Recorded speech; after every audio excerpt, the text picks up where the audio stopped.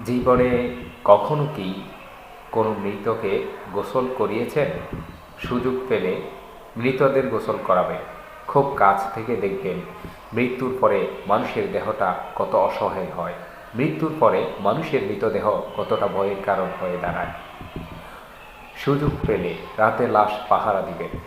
তখন বুঝতে পারবেন মৃত্যুর পরে প্রিয় মানুষটার লাশ রাতের বেলা আপনার কাছে কত অদ্ভুত থাকে, কত ভয়ের কারণ হয়ে ওঠে, কত আতঙ্কের কারণ হয়ে যায়।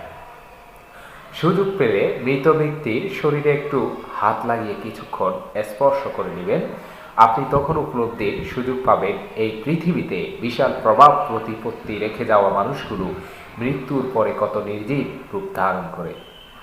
সুযোগ পেলে আপনজনদের লাশ কবরে নামাবেন।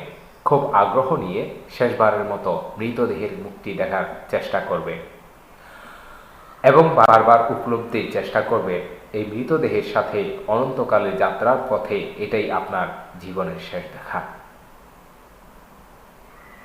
জীবনের সুযোগ পেলে মাঝে মধ্যে কবরস্থানে গিয়ে নীরবে কিছুক্ষণ দাঁড়াবেন। এরপর মনে মনে চিন্তা করবেন জীবনের লাভ ক্ষতির হিসাবে এই মৃত মানুষগুলো এই পৃথিবীতে কি করে গেছেন, কাদের রেখে গেছেন, যাদের রেখে গেছেন তারা কি কখনো এই মৃত মানুষগুলোকে স্মরণ করার জন্য কবরস্থানের আশেপাশে আসে। ধন্যবাদ।